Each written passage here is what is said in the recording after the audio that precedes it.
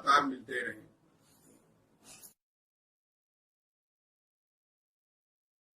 नमस्कार दोस्तों, धर्म रहस्य चैनल पर आपका एक बार फिर से स्वागत है। आज जो मैं साधना बताने जा रहा हूं, इसे हम विश्व स्वरूप गुरु की साधना के नाम से जानते हैं। गुरु का जो सर्वोच्च रूप है, जो आदि गुरु कहे जाते हैं, वो भगवान शिव हैं और उन्होंने ही गुरु शिष्य परंपरा स्थापित की है। जब हम उनका मूल विश्वरूप स्वरूप में साधना करते हैं तो उनकी कृपा से हमें योग्य और उत्तम गुरु की प्राप्ति होती है। इसके अलावा आपका अगर अपने गुरु से विशेष संपर्क स्थापित नहीं है तो भी आत्म तत्व के द्वारा बहुत ही उत्तम अपने गुरु से संबंध स्थापित हो जाता है। गुरु की कृपा सीधी आपको मिलने लगती है, आपके गुरु से आपका जुड़ाव हो जाता है। इसके अलावा भगवान शिव की कृपा तो प्राप्त होती ही होती है। जो लोग गलत गुरु पकड़ लेते हैं और उनके जीवन में फिर कष्ट आने लगते हैं, उनके लिए भी यह साधना बहुत ही उत्तम मानी जाती है। क्योंकि कहते हैं ना, पानी पिए जिए छान के और गुरु करिए जान के। इससे स्पष्ट है कि हर व्यक्ति गुरु नहीं हो सकता। जो स्वयं जिस मंत्र की साधना करता है, वही मंत्र गुरु दीक्षा के रूप में अपने शिष्यों को देता है, वही उत्तम गुरु कहलाता है। जो गुरु ब्रह्म मंत्र को अपने शिष्यों को देता है, वह गुरु भी उत्तम कहलाता है। गुरु का मंत्र सर्वथा सर्वोच्च और महाशक्तिशाली होना चाहिए। कोई साधारण मंत्र देने वाला व्यक्ति महान गुरु नहीं बन पाता है, क्योंकि जब उसकी स्वयं की क्षमता कम है तो फिर वह अपने शिष्य की क्षमता कैसे बढ़ा पाएगा। गुरु प्रदत्त विद्या आपको न सिर्फ भौतिक जीवन में सफल बनाती है, बल्कि मृत्यु पर्यंत उत्तम लोकों को प्रदान करती है। वह स्वर्ग को तो बड़ी आसानी से प्राप्त कर ले जाता है और अपने गुरु को प्राप्त करके वो मुक्ति को भी प्राप्त कर लेता है। यह भी कहा जाता है कि गुरु स्वयं मृत्यु का देवता होता है। मृत्यु आखिर किससे? दोषों से, इस जीवन से, बंधन से, सामाजिक बुराइयों से। इसीलिए उत्तम गुरु इस जीवन की विशेष आवश्यकता है। गुरु की पूजा अगर इस स्वरूप में आप करते हैं तो गुरु की शक्तियां बढ़ती हैं। इसके साथ शिष्य को गूढ़ ज्ञान की प्राप्ति होती है। तो आखिर यह साधना कैसे करी जाती है और इसके माध्यम से भगवान महादेव आपको गुरु रूप में कैसे प्राप्त होते हैं और आपके गुरु के अंदर वो कैसे विराजमान हो जाते हैं, अगर आपका स्वयं का एक गुरु है तो। इसीलिए इस साधना को अवश्य ही करना चाहिए। और अगर आप गुरु को सही प्रकार से प्राप्त नहीं कर पाए हैं तो भी इस साधना को करके आप अपने गुरु का आशीर्वाद और स्वयं विश्व गुरु महादेव का आशीर्वाद प्राप्त कर लेते हैं।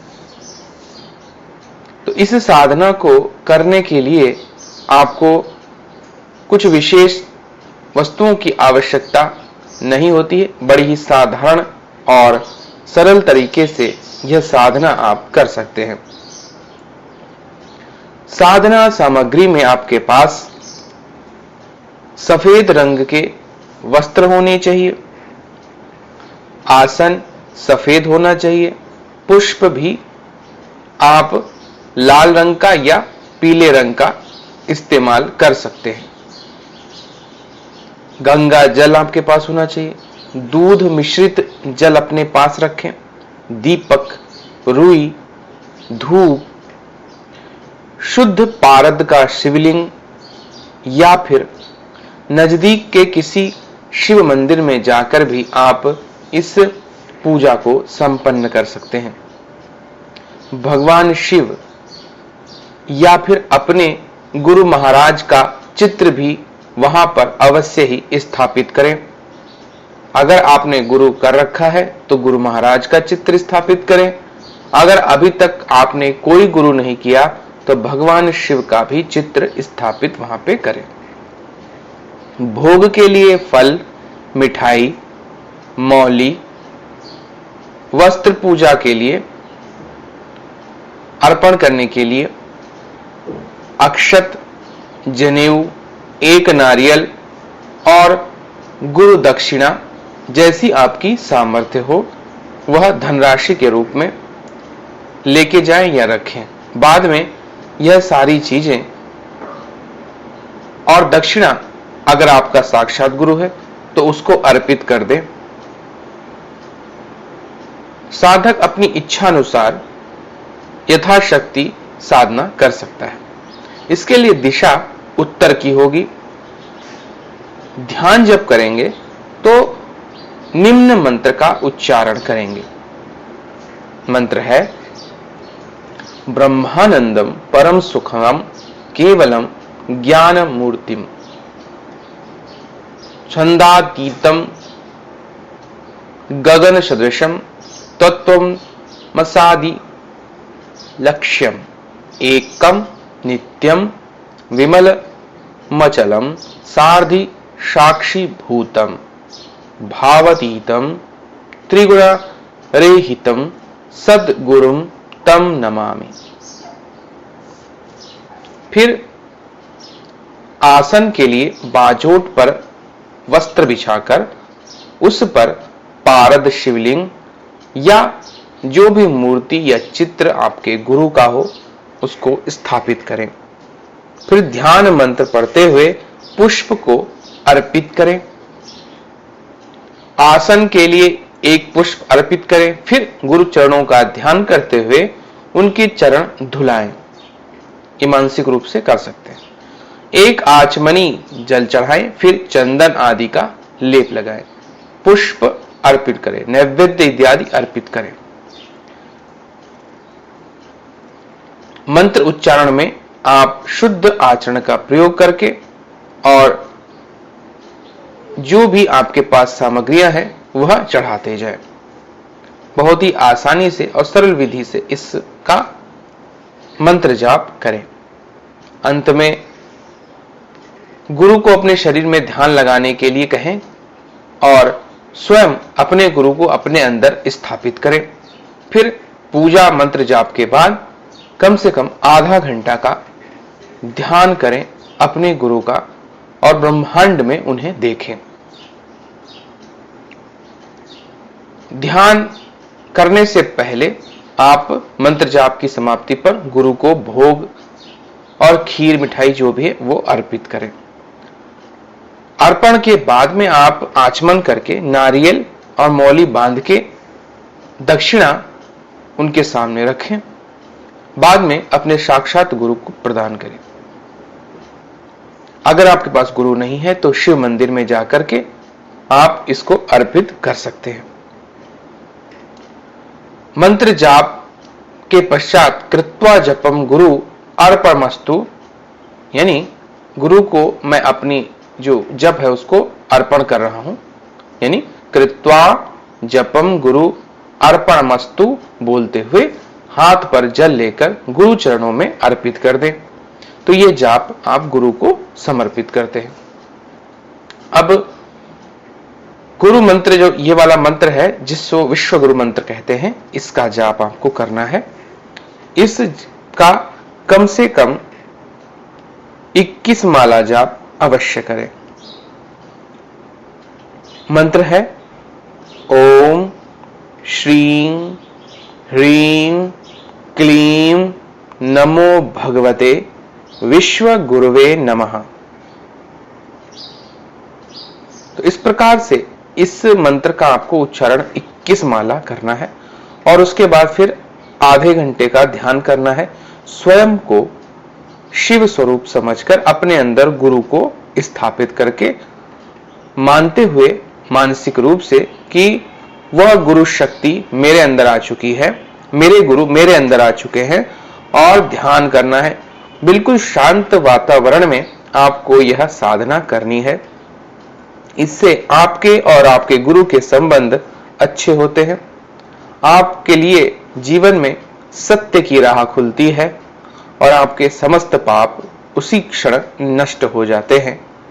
गुरु कृपा से आप गुरु के सभी रहस्यों को जानने लगते हैं। गुरु के माध्यम से आपका और आपके गुरु का संबंध जुड़ जाता है आत्म रूप में। तो ये एक सरल और उत्तम साधना है और विशेष सिद्ध पक्षों में इस साधना को करने से विशेष लाभ की प्राप्ति होती है। इसके माध्यम से आपके शरीर की रक्षा भी होती है और किसी बुरी साधना का असर भी आपके शरीर से हटता है। परमात्मा को प्राप्त करने की यह सरल और संक्षिप्त विधि है और उसी ओर आपकी आत्मा बढ़ती है। तो अगर व्यक्ति सही प्रकार से गुरु पूजन नहीं कर पा रहा है, गुरु दूर है या फिर गुरु की शक्ति आपको उतनी मात्रा में नहीं मिल पा रही है, तो इस साधना को रुद्राक्ष की माला लेकर अवश्य ही जपते हुए करना चाहिए।